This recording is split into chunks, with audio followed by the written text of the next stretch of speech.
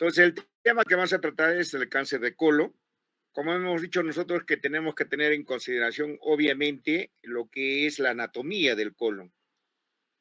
Como vemos nosotros que tenemos que tener en consideración justamente las dimensiones del colon.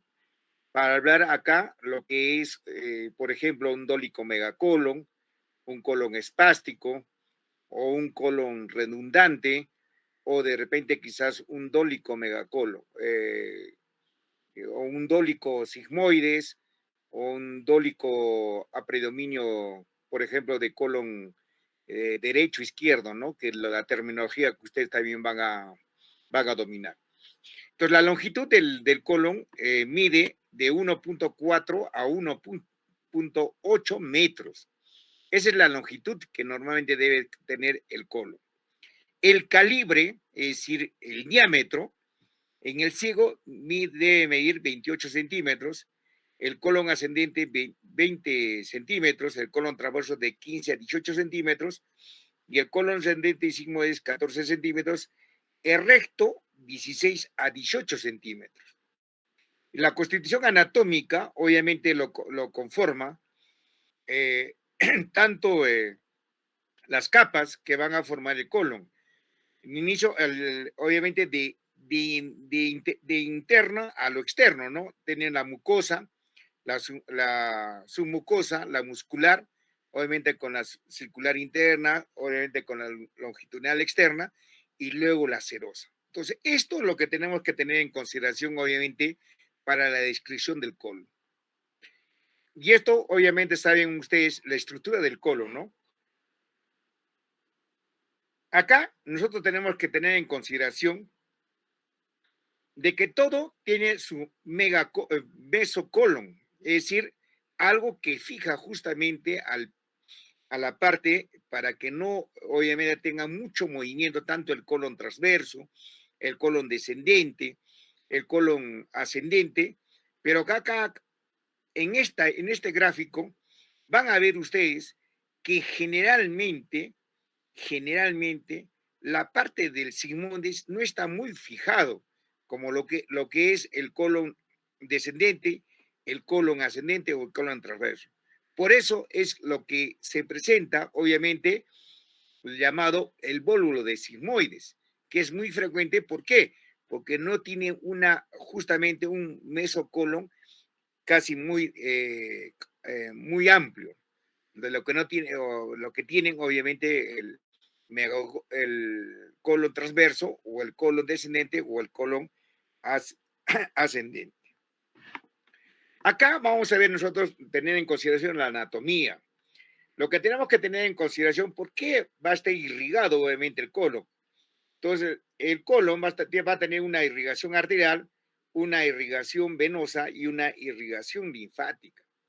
Dentro de la irrigación arterial, generalmente va a estar o de repente quizás representada por la arteria mesentérica superior, la arteria mesentérica inferior. Dentro de la irrigación arterial de la arteria mesentérica superior, vamos a ver que esto irriga parte del ciego, parte del colon ascendente, colon transverso. La arteria mesentérica inferior obviamente va a irrigar el colon descendente, colon sigmoides, recto superior. Dentro de la irrigación venosa, tenemos que tener en consideración que justamente va a recibir, obviamente, a la vena mesentérica superior, a la vena mesentérica inferior, y luego lo que es la irrigación linfática de toda la anatomía del colon, vamos a tener una irrigación a nivel de los ganglios epicólicos, superficie de la pared, ganglios paracólicos, borde interno y los ganglios intermedios que van a estar alrededor de las arterias. Acá también tenemos que tener en consideración que el colon está inervado generalmente por 6 segmentos torácicos que ellos obviamente van a formar las fibras simpáticas, formando el plexo mesentérico superior, lo que va a dar a lo que presenta lo que es el colon derecho. El nervio vago del lado derecho van a dar nosotros a tener en consideración, van a estar representadas por las fibras parasimpáticas. Y posteriormente vamos a tener 3 segmentos lumbares que justamente van a ser parte de lo que es las fibras simpáticas, nos van a dar el plexo mesentérico inferior y lo cual va a dar inervación al colon izquierdo.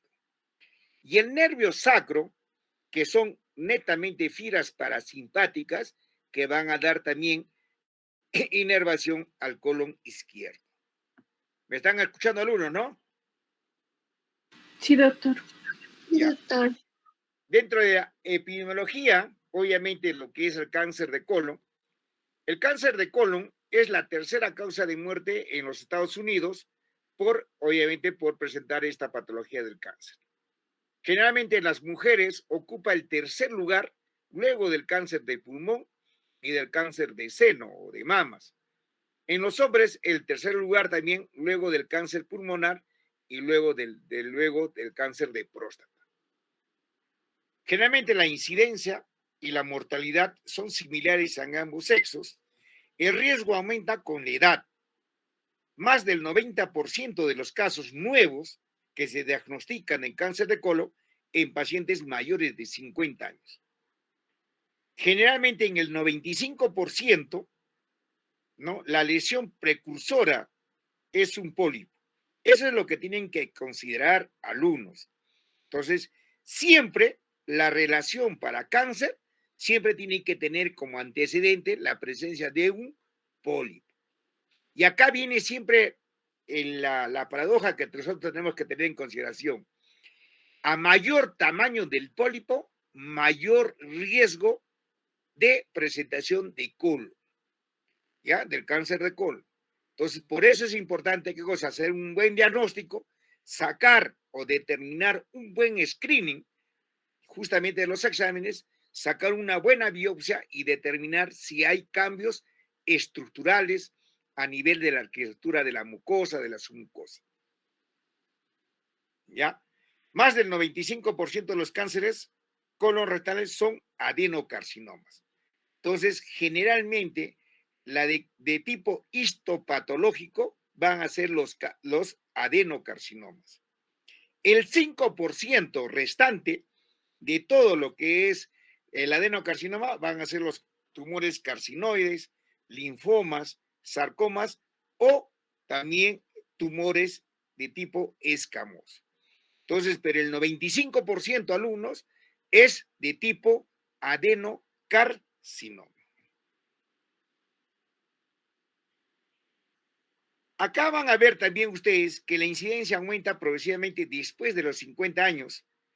Miren acá, el cáncer de recto generalmente predomina más en los varones y del colon derecho en las mujeres. Entonces, más en cáncer de recto en los varones. Entonces, mayor supervivencia en las últimas 2 décadas, ¿no? Si nosotros realizamos una colonoscopía con polipectomía, cambios hábitos dietéticos, estilo de vida y uso también de quimioterápicos, ¿no? La mayoría de casos, obviamente repetimos, son los adenocarcinomas y la localización más frecuente, alumnos, más frecuente es en colon izquierdo distal. Entonces, la presentación del adenocarcinoma, entonces su localización más frecuente es el colon izquierdo distal. Generalmente ubicado en colon derecho, va en aumento. En el Perú, de acuerdo a qué cosa, en el 2004, fue la sexta causa de muerte por cáncer en ambos sexos. Acá van a ver ustedes que el cáncer en la fase temprana, y obviamente está localizada, generalmente tiene una tasa de supervivencia a 5 años, generalmente el 91%. Miren, en una fase temprana. Pero cuando hay un cáncer ya diseminado a ganglios linfáticos, adyacente a otros órganos, la tasa de supervivencia relativa a 5 años desciende. Miren, de 95 a 70%. Cuando tenemos un cáncer ya propagado a partes distantes del cuerpo, la tasa de supervivencia relativa a 5 años, miren, es el 11%. Miren cómo va bajando, obviamente, ya la supervivencia a los 5 años. Tenemos inicialmente 91% cuando es de fase temprana, ya cuando el cáncer está propagado, ya es en un 11%. Y acá van a ver ustedes la localización del cáncer. La localización del cáncer. Miren, generalmente se va a presentar más que ¿dónde? A nivel de recto y a nivel de sigmoides. Miren, en el recto 23%, en el sigmoides 25%, en el 10% en la unión recto-sigmoidea, 6% en el colon descendente, 13% colon transverso y 8% en colon ascendente. Y miren, el 15% en el ciego. Por eso es importante, alumnos, por eso es importante, métanse a la cabeza que nosotros tenemos que tener en consideración que la mayor incidencia de aparición de cáncer o tumores a nivel de recto y sigmoides, miren, generalmente 23 más 10 son 33 más 25, casi generalmente, casi, les puedo asegurar, casi el 60%, entre el 55 al 60%, se presentan más los tumores, ¿dónde? A nivel de recto y a nivel de sigmoides. Por eso es importante, alumnos, por eso es importante hacer un tacto rectal. Por eso es importante, porque más vale meter el dedo que meter la pata, ¿no? Entonces, si yo no hago un tacto rectal, miren, ¿cuánto yo puedo de repente quizás no diagnosticar un cáncer de recto o un cáncer, obviamente, de la ampolla rectal o a nivel del ano? Miren, qué tan importante es el tacto. Solamente con un dedo ya puedo palpar. Entonces, por eso es de elección realizar siempre el tacto rectal.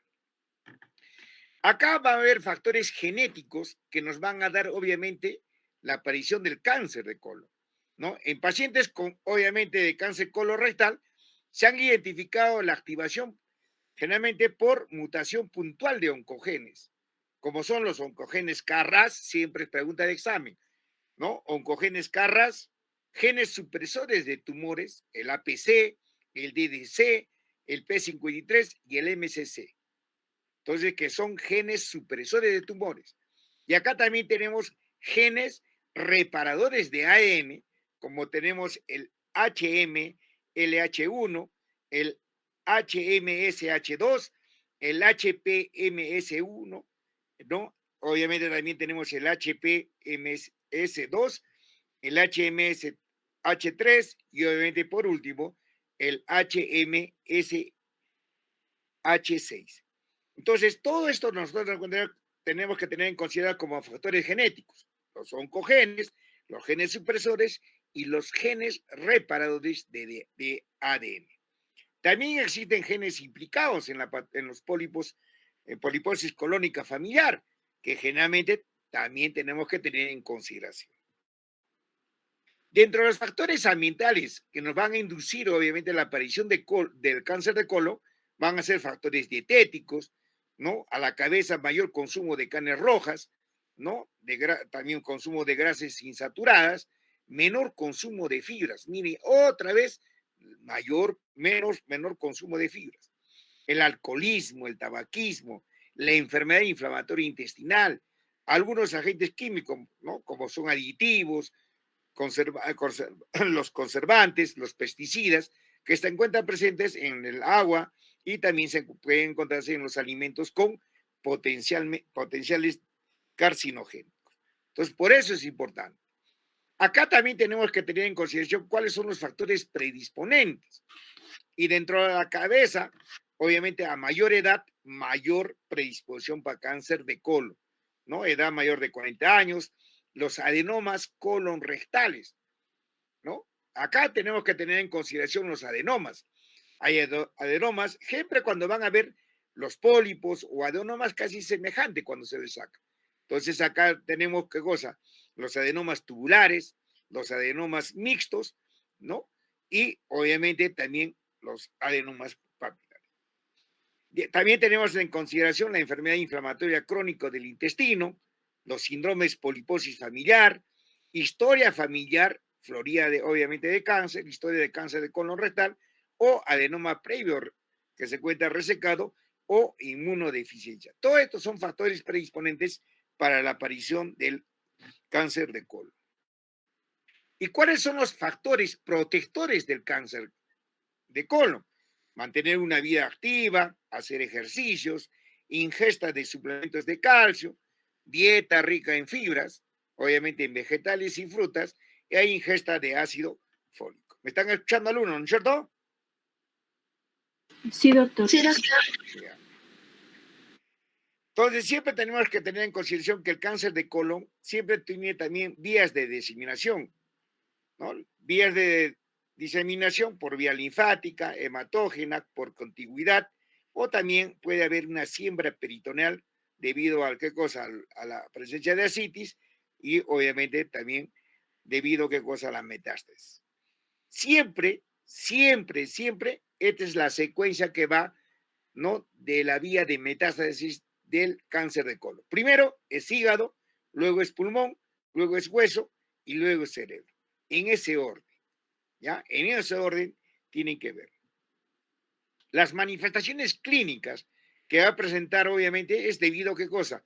A la fase de crecimiento, ¿no? Inicialmente son asintomáticos y luego, obviamente, ya presenta ya sintomatología, como es el dolor, puede haber una masa palpable, puede haber anemias, ¿no? Obviamente, siempre, siempre puede haber qué cosa, sangrado rectal o rectorragia, ¿no? Si es a nivel local, si es en el colon derecho, va a presentar hemorragia oculta, va a presentar anemia y tumor abdominal. Si el tumor se presenta en el colon izquierdo, obviamente lo primero que va a haber es la alteración del ritmo evacuatorio, ¿no? Va a haber hemorragia y va a haber también obstrucción. Si es a nivel del recto, ¿no? A nivel recto puede haber una proctorragia, puede haber tenesmo, tumor palpable, diarrea mucosanguinolenta. Y en términos general, obviamente las manifestaciones siempre va a haber astenia, anorexia, pérdida de peso, anemia y obviamente particularmente puede presentar fiebre. Y acá van a estar las manifestaciones clínicas que nosotros tenemos que tener en consideración en el cáncer de colon. Pregunta de examen. Primero, dolor abdominal. Claro que sí, en el 44%. Segundo, cambio del hábito defecatorio intestinal, 43%. Astenia, dinamia, 20%. Y anemia hipocrómica o ferropénica, 11%. Y baja de peso, miren, alrededor del 6%. Esa es la secuencia, ¿ya? Pues no se van a olvidar, alumnos. El diagnóstico siempre, siempre basado, ¿qué cosa? En hacer una buena historia clínica y en hacer la anamnesis. Primero, la exploración física. Siempre hacemos una palpación abdominal en busca de masas. Siempre, siempre, siempre hacer un tacto rectal. ¿Ya? Tacto rectal. Pruebas complementarias, claro que sí. Podemos sacar una radiografía o una radiografía, por ejemplo, contrastada o una radiografía con vario, etcétera, ¿no? Bioquímicas completas, obviamente, siempre hacer sus exámenes de hemograma, ¿no? Para ver si hay o no hay anemia.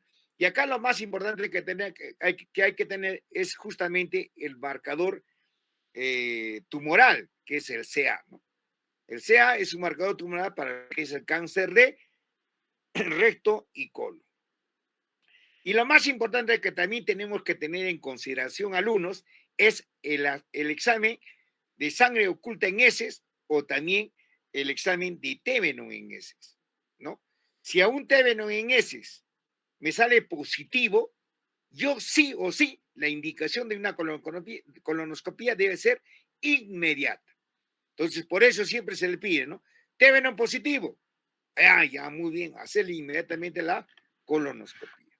Entonces, el marcador tumoral, volvemos a repetir, es el CA, el antígeno carcino embrionario, ¿no? Con una elevación preoperatoria de alto riesgo subjetivo y recibida a mal pronóstico. La elevación postoperatoria sugiere lesión residual, claro que sí, y una elevación durante el seguimiento postquirúrgico es la necesidad de hacer pruebas complementarias para descartar recidivas. Por eso es importante el marcador tumoral.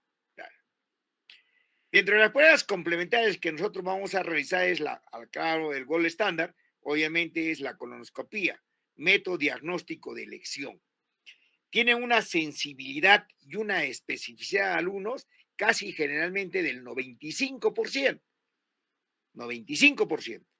Y tienen la ventaja de permitir la toma de biopsias, claro que sí, y hacer la resección de pólipos, pero en etapas tempranas, en etapas tempranas. Y obviamente, como hemos mencionado nosotros, es una radiografía o con enema con vario, que nos va a dar una imagen típica en corazón de manzana. No es muy buena en la detección de lesiones pequeñas, pero se usa cuando no es posible realizar una colonoscopia. En esos casos sí nos puede ayudar bastante lo que es una radiografía con enema con vario. Yo es una colonoscopia, ¿cómo se hace? Ustedes mucho ya saben hacer, determinar, obviamente que han visto en las prácticas, y ya saben por qué tan valioso es, ¿qué cosa? La preparación del paciente. Y acá viene lo mejor para que ustedes tengan un conocimiento muy claro, que todo depende de la preparación del colon. ¿Tienen una preparación de colon óptimo? Claro que sí, cuando está totalmente limpio, ¿no? Y dentro de la preparación del colon está la escala de Boston, ¿no? Entonces, Boston, por ejemplo, tiene 3, tiene 6 o tiene puntaje 9. Entonces, si nosotros vemos que el colon transverso, colon descendente o ascendente, ¿no? Y el parte del sigmoide está totalmente limpio, entonces cada segmento me vale 3 puntos. Pero si el colon, por ejemplo, el derecho está mal preparado, el colon transverso está mal preparado y solamente el colon descendente está bien preparado, entonces daremos un puntaje de 3. Y eso me indica qué cosa, que la colonoscopía no es muy exitosa. Entonces, por eso es importante hacer o realizar una buena preparación del colon. Entonces, y también con una buena preparación de colon, me va a determinar obviamente a ver y a definir obviamente si hay o no hay lesiones tan pequeñas que a veces ni siquiera nosotros nos damos cuenta. O de repente quizás si la preparación está totalmente óptima, nosotros podemos hacer unas buenas tomas de biopsia.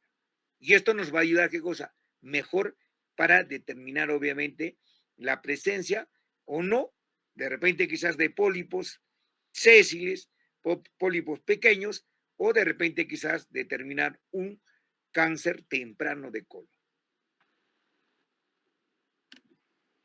Y acá van a ver ustedes, miren cómo es tan importante el enema con vario, ¿no? Es un cáncer de colon típica de la imagen de corazón de manzana o de mascada de manzana, que se dice. Miren acá en el círculo y van a ver lo típico, ¿ves? No hay continuidad y obviamente es como una mascada de corazón de manzana. Y este es, por ejemplo, este es un tumor de colon identificado, obviamente, por la colonoscopía. Ya un tumor ya avanzado. Y acá van a ver ustedes la relación que existe, ¿qué cosa? Entre el tamaño de un adenoma con relación a la presentación de un cáncer de colon. Miren, tamaño menor de 1 centímetro, el riesgo que tenga o puede de aparición de cáncer es de 1.3. Tamaño de 1 a 2 centímetros, generalmente, miren, ya eleva el porcentaje de cáncer de un 9.5%.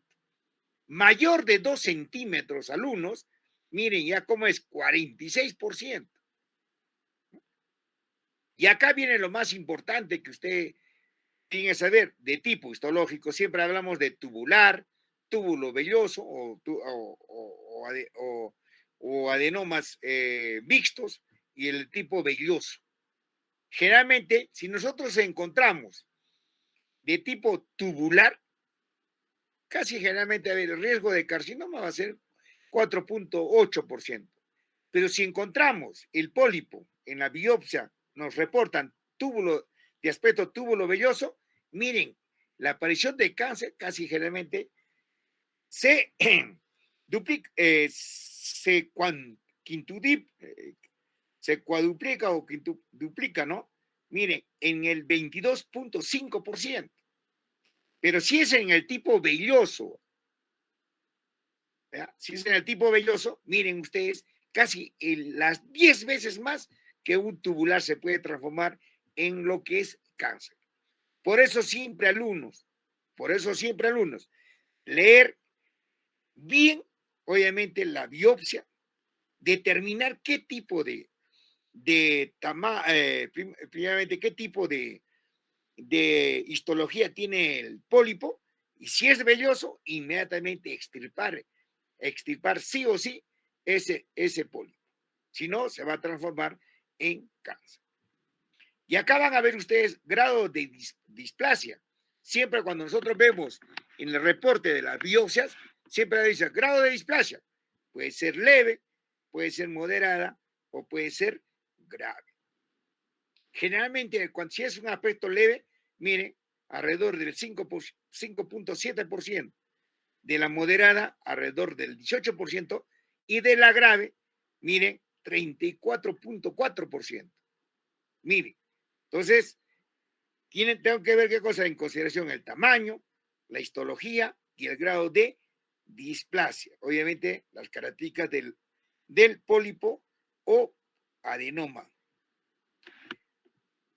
Y acá también nos va a ayudar bastante en las pruebas complementarias la tomografía abdominopélvica. Justamente vamos a evaluar la presencia de metástasis a distancia o infiltración a órganos vecinos o afectación ganglionar. La radiografía de tórax, esto nos va a permitir identificar justamente si hay metástasis a nivel del pulmón con mayor sensibilidad que la tomografía. La resonancia magnética abdominal nos va a determinar la identificación de metástasis, ¿no? Mayor sensibilidad que la tomografía computarizada o la tomografía. La ecoendoscopía permite determinar grados de infiltración tumoral y por eso es muy importante este examen de la ecoendoscopía o ultrasonografía endoscópica. Y obviamente los PET scan, ¿no? O el examen también de lo que nosotros podemos realizar, nos va a ayudar bastante en lo que es la detección de lo que es el tumor a nivel del colon.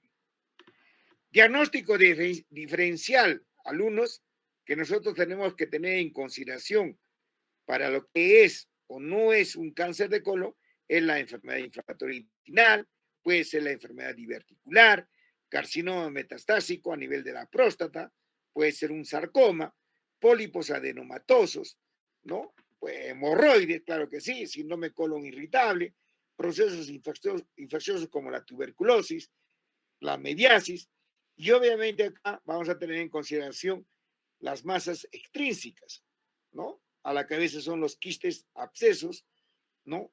Las estenosis, adherencias y las malformaciones arteriovenosas. Con todo esto hay que hacer el diagnóstico diferencial del cáncer de colon. Acá nosotros tenemos que tener en consideración hacer un examen del estadiaje y pronóstico. Actualmente, generalmente, el 35 al 40% generalmente están localizados. Un porcentaje igual muestra un compromiso regional y el resto, el 20 a 25%, tienen metástasis a distancia. Entonces, generalmente, ¿no? Los tumores son localizados. ¿Tienes? Y acá vamos a ver qué cosa lo que es la clasificación de Dukes y la clasificación de Astler. Entonces, que es muy importante y se sigue aplicando.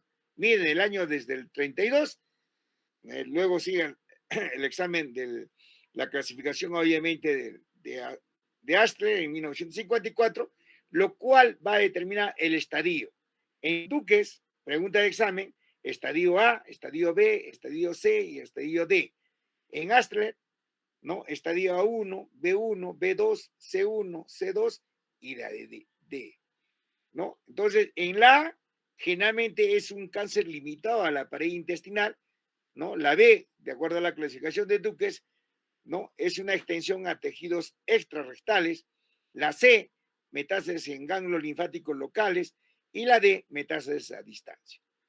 Más no lo que es el Astler, ¿no? El A1, cáncer limitado a la mucosa, carcinoma in situ, ¿no? El B1, penetración en muscular mucosae. En la B2, penetración a través de la muscularis propia, ¿no? En la C1, B1 con ganglios linfáticos afectados. En la C2, B2 con ganglios linfáticos afectados. Y la D, ya hay metástasis a distancia.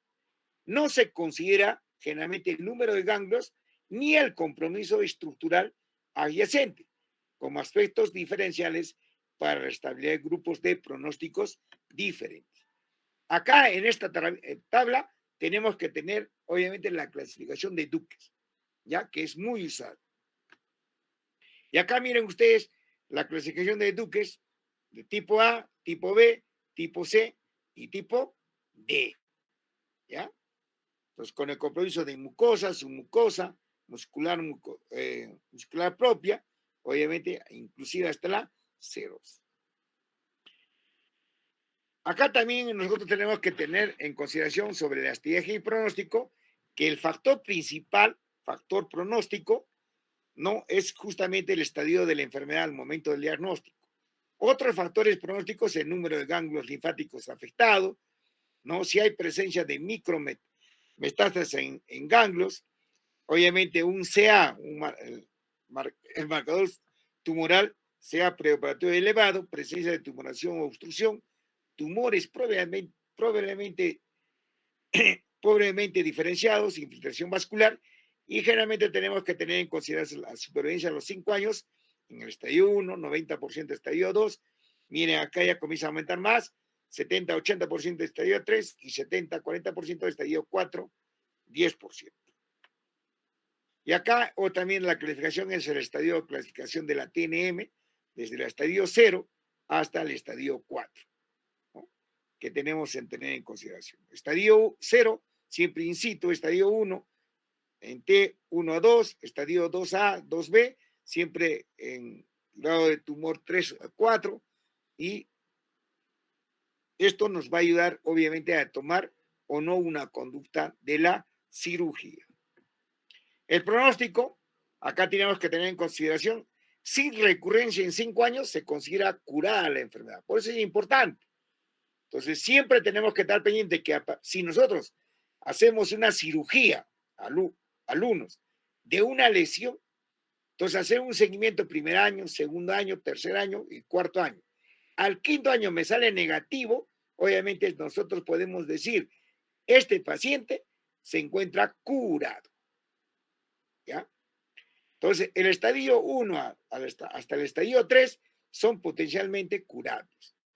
Generalmente el estadio 4 no se considera curable. Entonces, acá la supervivencia a 5 años, estadio 1, 90%. Estadio 2, miren, va bajando, 75, 85%. Estadio 3, 40, 60%. Y estadio 4, raramente viven más de 5 años. Tiene una medida de supervivencia de 1 a 2 años. Y acá también es igualito, se disemina a otros órganos, obviamente siempre comprometiendo la mucosa, la submucosa, capa muscular y la serosa. El tratamiento quirúrgico es la extirpación total del tumor, ¿no? Del segmento afectado. Tenemos que sacar, obviamente, la extirpación del epípodo y también en consideración los ganglios linfáticos. Y acá van a ver ustedes las diferentes técnicas que utilizan en la cirugía, a nivel de colon derecho, colon transverso, colon descendente y en la parte del sigmoides. El tratamiento médico generalmente está basado por la radioterapia y la quimioterapia. Dentro de la radioterapia tenemos que tener importante justamente en el postoperatorio, ¿no? En el preoperatorio reduce la recurrencia postoperatoria combinada con quimioterapia. Obviamente va a haber una reducción de las recurrencias locales y la metástasis y obviamente reduce el tamaño también del tumor. Dentro de la quimioterapia, obviamente tenemos que utilizamos el 5-fluorouracilo más el levamisol por un año, ¿no? Generalmente estos pacientes que reciben tienen que realizar una extirpación del cáncer de colon y luego la diseminación a ganglios linfáticos. el 5-fluoracilo más el leucovorin, generalmente en pacientes con metástasis.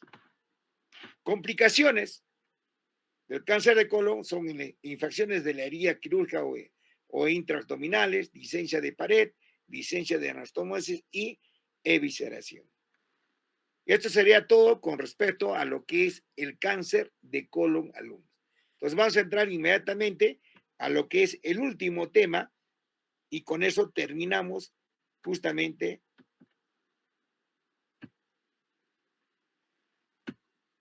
lo que es el curso de gastroenterología.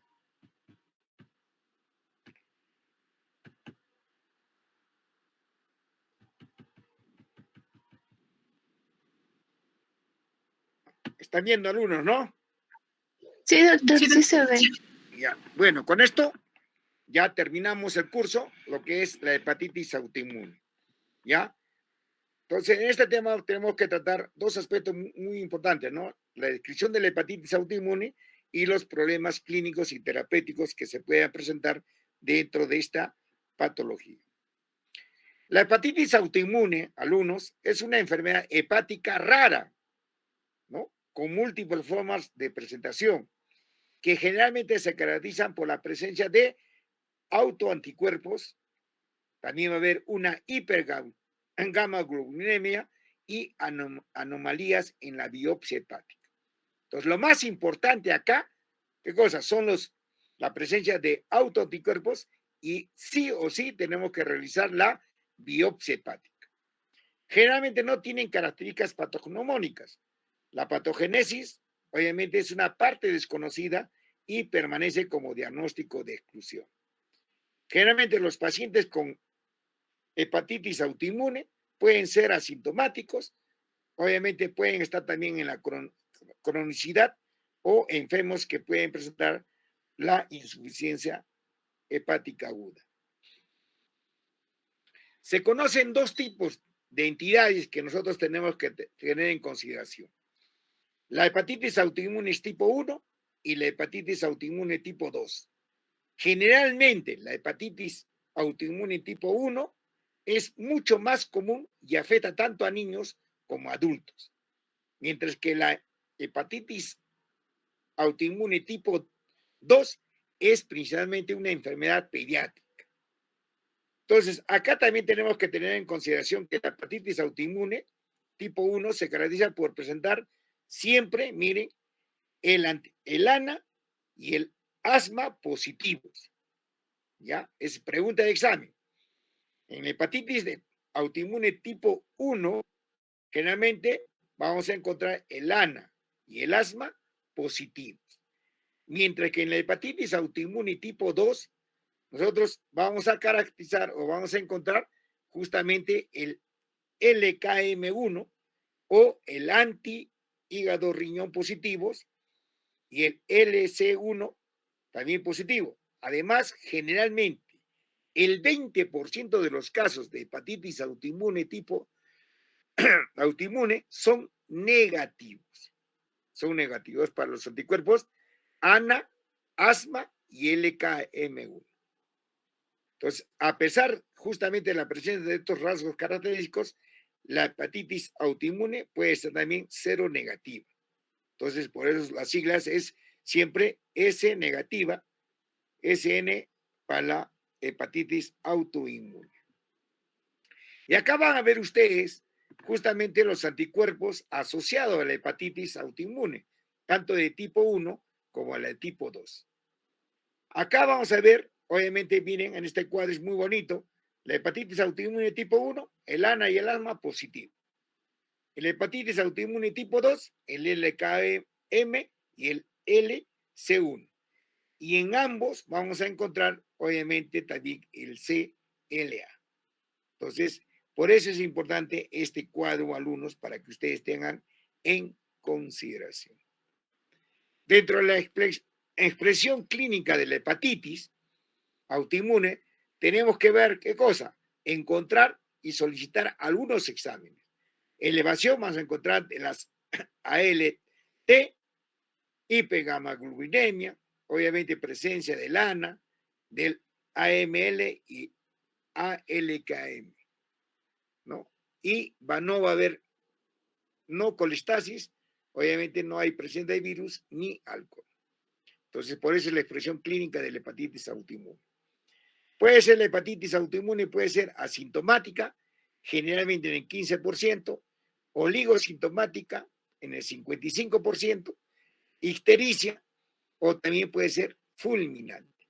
Miren, dentro de la expresión de la hepatitis autoinmune de tipo fulminante 5%, va a haber necrosis submasiva, ¿no? Y obviamente en ictericia generalmente 25% en la hepatitis aguda, oligosintomática 55% va a haber astenia de artralgias, y en la asintomática generalmente se presenta en el 15%, siempre vas a encontrar ALT y gamma glutaminas transpartidas bajas que son poco progresivas.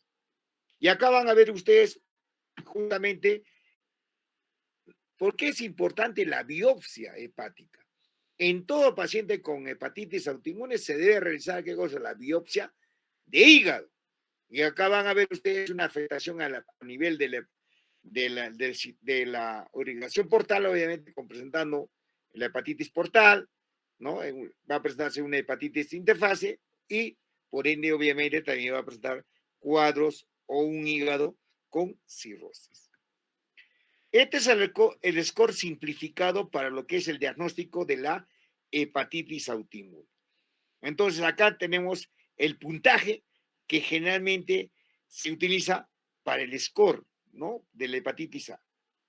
Y acá vamos a ver si tienen marcador, obviamente, los anticuerpos, ¿no? Tanto del ANA como el AML, ¿no? Si es negativo, le damos puntaje 0.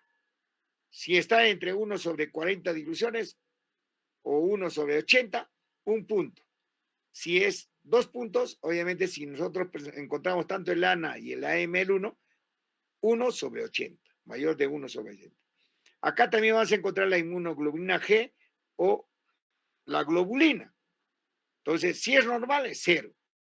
Si es 1, mayor. Si es mayor, no, si es mayor o normal, es 2, mayor de 1.5 de lo normal. Histología, miren acá, que es lo más importante, tanto el puntaje 1 como el puntaje 2 es compatible y es típica. Y obviamente los marcadores de hepatitis, ¿no? Si hay marcadores de hepatitis, ¿hay presencia? Sí, 0. No hay presencia, 2. Entonces, por eso es importante acá tener 5 puntos, diagnóstico probable, mayor de 6, diagnóstico definitivo. Por eso es importante, ¿ya? Para lo que es el score simplificado para el diagnóstico de la hepatitis autoinmune, alumnos, ¿ya? Entonces, recomendarles que ustedes lo repasen, este cuadro, y de acá, de repente se puede tomar una pregunta. Acá tenemos problemas diagnósticos en hepatitis autoinmune. Ausencia de anticuerpos, claro que sí. Anticuerpos, autoanticuerpos positivos en pacientes con hepatitis crónica de tipo C. Puede haber hepatitis autoinmune con colestasis. Y obviamente tenemos que realizar una biopsia hepática obviamente con necrosis centrolobular. Entonces son los problemas diagnósticos en la hepatitis autoinmune. También vamos a ver qué cosa es la hepatitis autoinmune sin autoanticuerpos en suero, ¿no? Generalmente se presenta en el 10 al 20% de los casos. Buscar qué cosa, otros anticuerpos, como el anti-LC1 y el PANC, ¿no? Realizar o ensayar tratamientos esteroideos, ¿no? Teniendo en consideración primero si se han excluido otras causas de hepatopatía, ¿no? 2, el paciente es una mujer. 3, si existe alguna manifestación autoinmune. Y la cuarta, la biopsia hepática es compatible obviamente con la hepatitis autoinmune. A veces aparecen los autoanticuerpos después de iniciado el tratamiento inmunosupresor. Por eso es importante tener en consideración. También tenemos que tener acá en consideración, obviamente, los autoanticuerpos en pacientes con hepatitis crónica C, ¿no? Pensar, obviamente, en una hepatitis autoinmune, generalmente que está asociada a un hepatocarcinoma de tipo C, o también vas a encontrar qué cosas, los valores de ALT mayor de 5 valores lo normal, el ANA o el AML con una dilución de 1/320, también que se presenta en el sexo femenino. Puede haber anomalías autoinmunes extrahepáticas o aumento de las gamma globulinas. Tenemos que valorar la biopsia hepática, ¿no? Con mucha actividad de las células plasmáticas. Si se mantiene la sospecha de una hepatitis autoinmune, obviamente ensayar con una terapia de corticoides. Y acá van a ver ustedes una hepatitis autoinmune con colestasis, ¿no? Que también es el síndrome de solapamiento. Entonces, ¿qué vas a encontrar? El AMA positivo, la fosfatasa alcalina mayor de dos valores normales y obviamente la biopsia. En la biopsia vamos a ver qué cosa, que haya una lesión ductal. Hay formas sucesivas o similitudes, ¿no? Entre la cirrosis biliar primaria y la hepatitis autoinmune. En la hepatitis autoinmune, en la cirrosis biliar primaria hemos dicho qué cosa, que es frecuente en las mujeres y siempre el AMA es positivo. Siempre el AMA es positivo. En la hepatitis autoinmune vamos a encontrar también el ALT mayor de 5 valores normales. Acá viene lo más importante, la inmunoglobulina G mayor de 2 normal o el AML positivo y obviamente la biopsia. Vamos a encontrar qué cosa, una hepatitis de interfase. De 2 a 3 criterios de cirrosis biliar primaria y una de hepatitis autoinmune. Para lo que ves, la hepatitis autoinmune con colestasis. Dentro de la histología de la hepatitis autoinmune, ¿no? Se han descrito varios rasgos histopatológicos o histológicos como características de la hepatitis autoinmune, pero ninguno es patogénico, ¿no? Los sistemas de puntuación propuestos por la Internacional de grupos justamente que estudian el estudio del hígado, ¿no? Para establecer el diagnóstico de hepatitis autoinmune, incorporan las rosetas hepatocelulares, que a veces sumamos pregunta de examen, ¿no? Que son un pequeño grupo de hepatocitos dispuestos alrededor de la luz central, también son pequeñas, y los empiripolesis, que es la presencia de linfocitos, ¿no? Que se encuentran intactos dentro del citoplasma de un hepatocito, con rasgos típicos que apoyan el diagnóstico de lo que es la hepatitis autoinmune. Acá van a ver también que es importante que la hepatitis de interfase, ¿no? Es el sello histológico de la hepatitis autoinmune. Entonces, siempre cuando nosotros hablamos, ¿no? De la hepatitis autoinmune, si nosotros encontramos dentro del estudio histológico, ¿no? De hepatitis de interfase. Justamente que va acompañado de infiltración de células plasmáticas, generalmente en el 66%, ¿no? Hepatitis globulinar en el 47% de los casos. También se encuentran necrosis centronuclear en el 29% de los casos. Esto generalmente va a ocurrir con una frecuencia similar en pacientes con o sin cirrosis. Miren acá, la emperipolesis está presente generalmente en el 65% de los pacientes con hepatitis autoinmune. Y las rosetas hepatocelulares lo están en un 33% de los casos. Entonces, las emperipolesis generalmente lo vas a encontrar en alrededor del 65% en el estudio de biopsia del hígado para lo que es determinar la hepatitis autoinmune. Y acá van a ver ustedes las características clínicas de la clasificación de la hepatitis autoinmune, ¿no? Según estudio de Esteban Gallén, Elizabeth Sucher, Cielo Estrada, etcétera. Entonces van a ver ustedes justamente la aparición, miren, de los tipos tanto de tipo 1, de tipo 2 y de tipo 3. Y siempre la incidencia, obviamente, según el estudio de Esteban Guillén, obviamente del tipo 1 y del tipo 2 van a estar presentes en mujeres y en niños, ¿no? Presentando anticuerpos ANA y el SMA. Por ejemplo, Diana Gómez, el estudio que se realizó el último del año 20, tanto se determinó el tipo 1 y tipo 2, que que generalmente se encuentran tanto en mujeres como también en niños. Y los anticuerpos que se encontraron era el ANA, el SMA y el LKM1 y el anti-LC1. Miren, por eso es importante, obviamente, estos estudios para tener el conocimiento, obviamente, de la enfermedad de la hepatitis autoinmune. Y acá van a ver ustedes los mecanismos fisiopatológicos, ¿no? Factores ambientales, inmunológicos, evidencia histológica y el fenotípico clínico, ¿no? El mecanismo, la causa y las referencias que se tienen.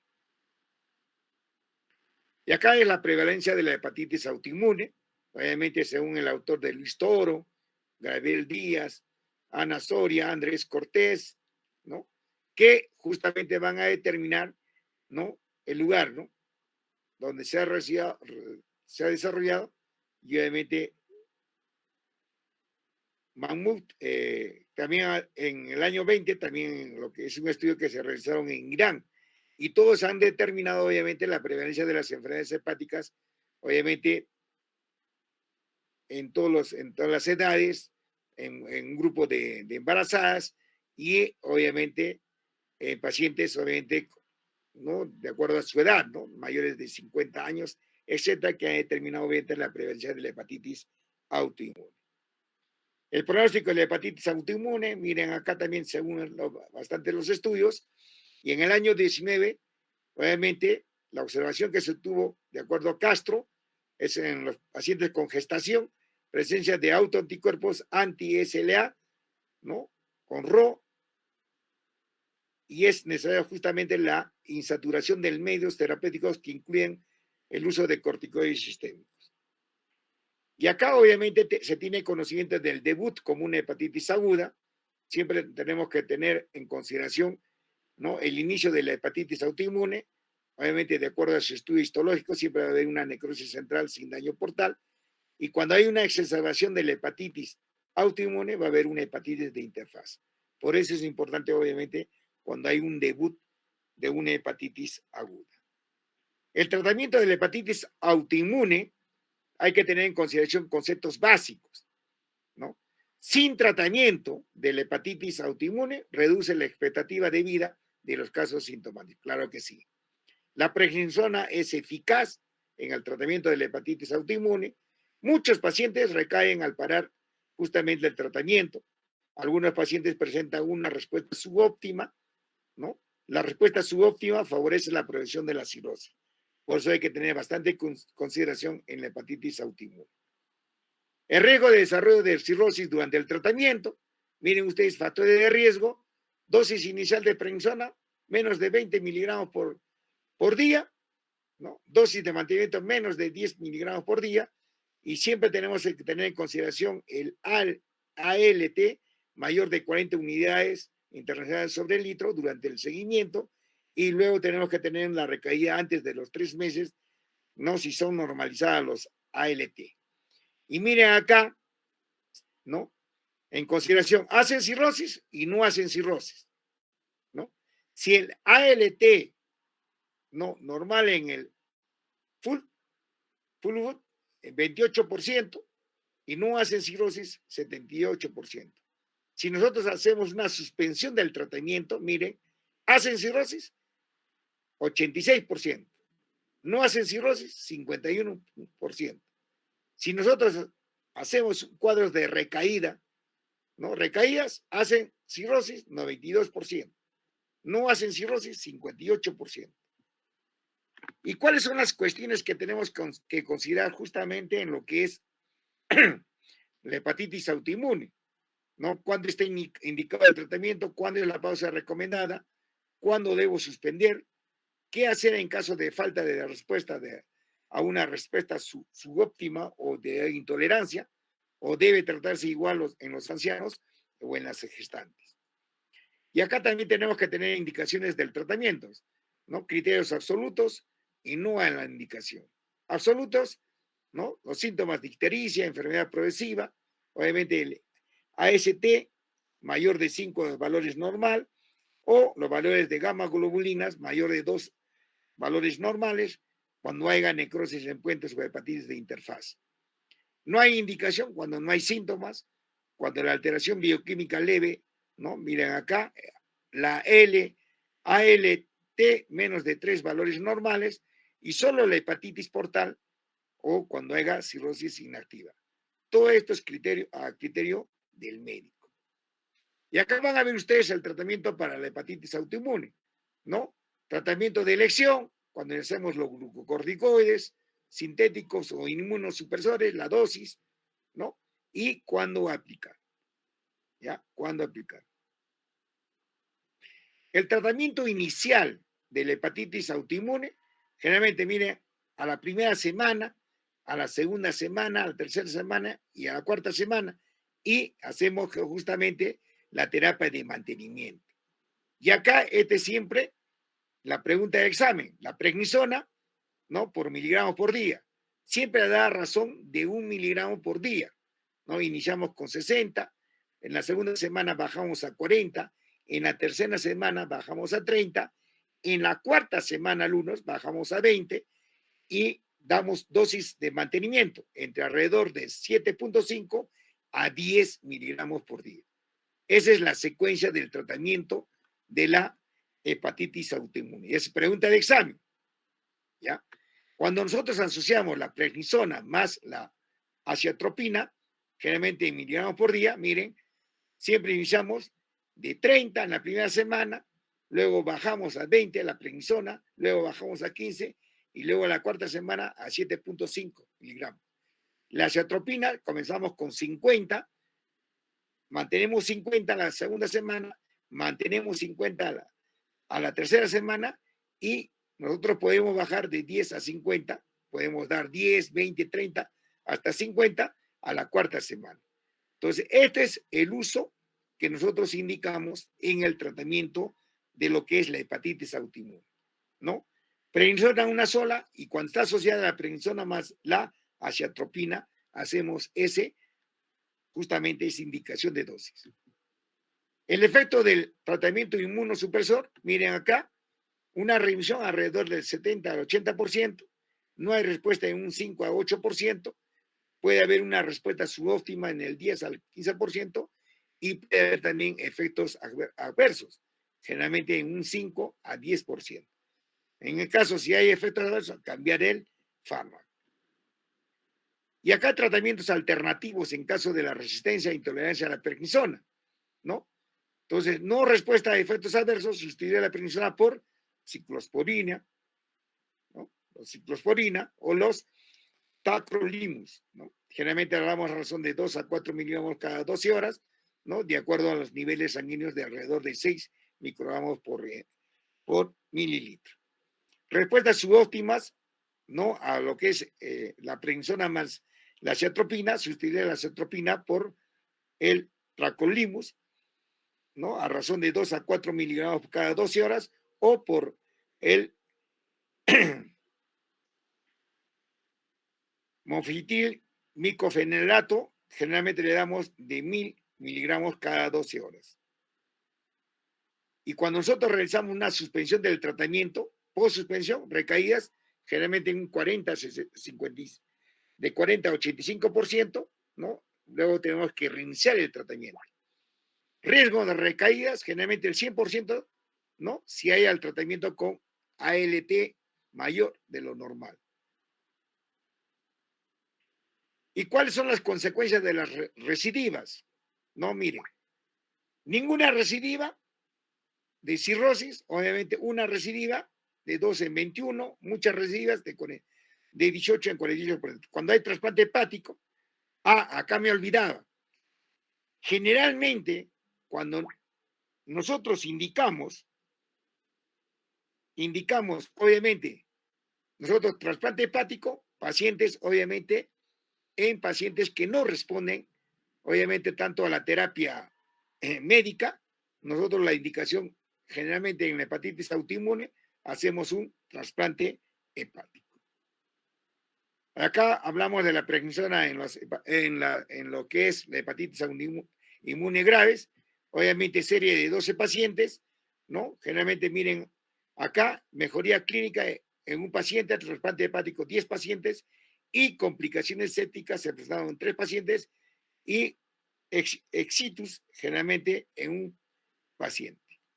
El tratamiento de síndromes de solapamiento, obviamente, miren, cirrosis biliar primaria, ¿no? Y hepatitis autoinmune que nosotros más utilizamos, generalmente hacemos el uso del ácido urso desoxicólico, ¿no? Que va bien. Y obviamente en la hepatitis autoinmune utilizamos la prednisona o también la aciatropina. Tratamiento de los pacientes ancianos con hepatitis autoinmune, siempre va en prednisona de 10 a 15% miligramos por día, más la aciatropina, iniciamos siempre 50 miligramos por día con una posología adecuada, ¿no? Y acá, obviamente, hepatitis autoinmune en el embarazo, ¿no? Mejoría frecuente durante el embarazo, ¿no? Y obviamente no interrumpir el tratamiento esteroide durante la gestación, y si hay cirrosis, mirar si hay varices esofágicas, que es lo más importante.